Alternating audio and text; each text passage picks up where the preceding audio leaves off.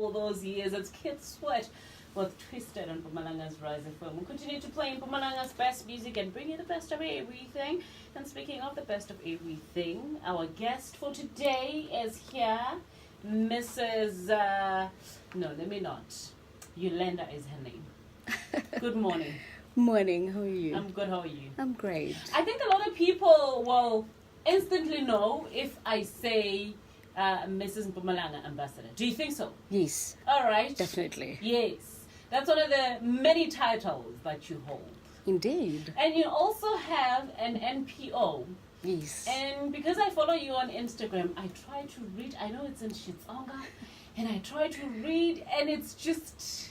I'm not winning. You're not winning. No. Well, it's called Shiluva Shamama. What does it mean? It means mommy's flower. Oh. Yes. Oh, wow. Everybody's mommy's flower. Like beautiful. Absolutely beautiful. We'll talk about it in just a bit. Definitely. More. I want to get to know you first. Okay. Just a little bit. I want you to tell me about yourself, how you grew up and how you got to be in the space that you're in. All right. I'm a humble girl from Bushbuckridge, Goma Jembeni. If people don't know where is Majembeni, now I made sure that I'm putting it on the map. Yes. I am a child from a PK child. Siblings 5, firstborn twins, me and my sister. Her name is Eurisha. So I matriculated in Bushbuckridge, came to Nelspruit because I wanted to be an internal auditor. So I graduated as well in TUT. I'm a person who is possessing internal auditing national diploma. Oh, wow. Yes, and I'm also having a national diploma in financial accounting. You will see soon. I'm going to be capping because you want numbers. I love numbers. I'm career driven as well. And yeah, in a nutshell, I'm a bubbly person, talkative very much, but I am a lover of people. I love making sure that people are happy when I'm around. I think it shows in the things that you do, because most of the things that you do, if not all the things that you do, have to do with people. Yes. And you can only do those things if you love people, if you enjoy being around people. Tell us about those things.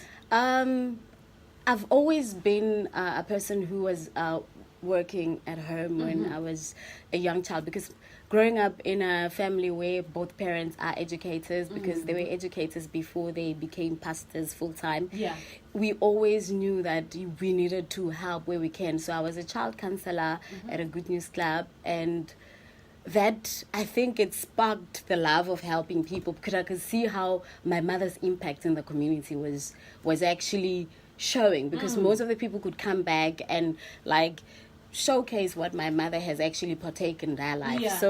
Then I started just loving the fact that when people are around me, they have like a little bit of a positive outlook in life. Some of them are just propelling to do greater things without even me forcing them to do things. So the NPO came about on a very sore note, where my daughter was diagnosed with an eating disorder. So upon going to the psychologists and psychiatrists and doctors, I realized that a lot of people don't know about, like, there is a thing called an eating disorder, among other things that are not communicable diseases. So I said to myself, what if I can have a group, like a support group for women that are facing problems like that? Because at my workplace, I used to be at Exclusive Books. Me and my friend had problems which were different. Her child was diagnosed with autism at a very young age. So we used to just talk together, and I understood that sometimes you just need a support group. People that can help you research more about the things that you don't even understand. That's where my journey started when she was 8 years old. She's 10 now. So it became more of a growing need for me to do something when I saw that a lot of people are very not knowledgeable about what is happening within the non-communicable diseases. I'm going to mention them. Depression, it kills a lot of kids, because a lot of kids commit suicide because their parents are so busy trying to make them better people in the society by taking them to school, by giving them the best education there is. Meanwhile, the child is suffering internally without understanding. They're not well taken care of. And then mental illness. Everybody in the world, like when you look at an amount of people, 10, you find that 2 people have mental illness, and they don't even realize, because it's when you either have distress, you're overwhelmed, it starts out small and to a point where your immune system is also starting to like now crash. Then I entered Mrs. Mpumalanga because I wanted to have that right knock at each and every door, because the platform of pageants, people are not aware that it gives a bigger voice for you, opportunities. So when I entered it, I said I needed to make a mark and raise awareness. The rest will follow. And I must say, I don't follow everybody when it comes to pageantry and stuff, right? But out of everybody that I've come across, I see you as the hardest working. And I'm not saying this because I'm with you in studio. You know, I'm not the type to buy face. No. No. I see you do a lot of work, and you also work with fashion designers, local fashion designers. You work with poets. You're constantly doing events. It's like every month there's an event that you're doing, and all of these are to give back to the community. Yes, Let's talk about the fashion designers. The fashion designers came about when I love fashion. So I love beautiful things. We see you on Instagram. Yes, we do. I love beautiful things. So I wanted people to know what I'm advocating for without them having a very sad,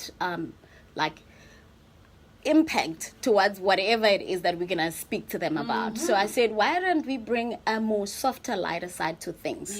While we're really trying to bring it out there to the public, let's just invite people with different themed events. So I started it last year as well, where I started with it's an event which later on, maybe if you're gonna ask me, we'll talk about it. Eat, drink, and be giving. So that's where I started galvanizing me talking about the eating disorders and the spectrum of autism.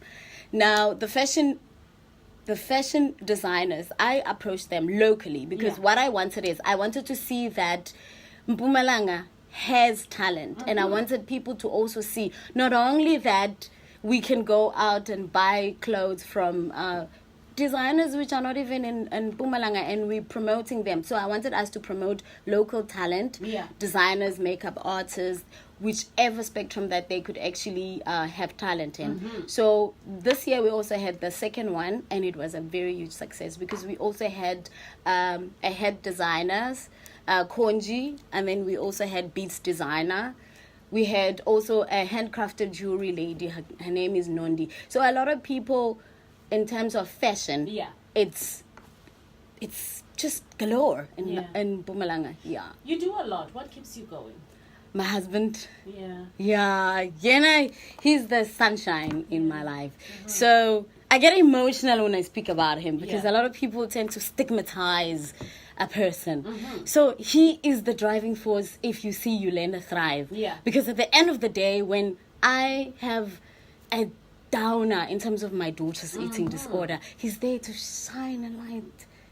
Like, he's there to tell me that, you know what, you and her going through this, it means somebody out there is gonna get help because you're pushing, you're fighting, you don't die alone. Because a lot of mothers, they tend not to want to speak about problems. Like when your child is having depression, they want to hide the child, or when your child is not eating well, instead of finding out what is the problem, because most eating disorders are caused by trauma, depression, or like being bullied at school, or just the child growing up sad and not understanding mentally what they are. There's always a backstory towards these issues that we have, and a lot of people don't pay attention to them, or they don't want to deal with them. And then that's where the problem starts. There's a mother out there who has the same problem. She wants to talk to you. She wants to connect with you, or even a father, because there are fathers that are taking care of their children. They want to get in touch with you and connect with you. How do they? With me, I'm available on social media. I've got a phone number which is available for the public, for those that actually need help. We had a charitable event as well, the jazz one, where we wanted people to talk about depression or their social ills, where we were able to just become a bridge to different kinds of psychologists and number of NPOs that are dealing with the things that we are actually advocating for. So they can call me or email me or WhatsApp me any form of communication, because for me, I'm not the only person that is trying to help. Yeah. There are a few people that can help. So Please give us the number. my number is 083 344 7667.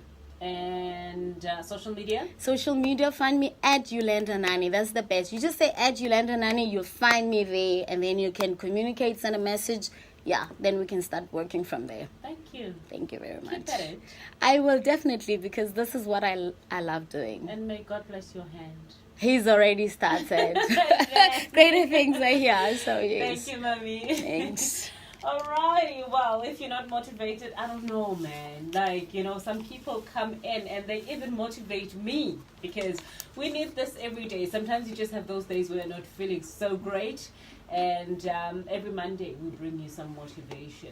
Angie Stone is going to be coming through in just a bit with Joe, More Than a Woman, on Rise. I'll hook you up. I'm offering to Thank create a you.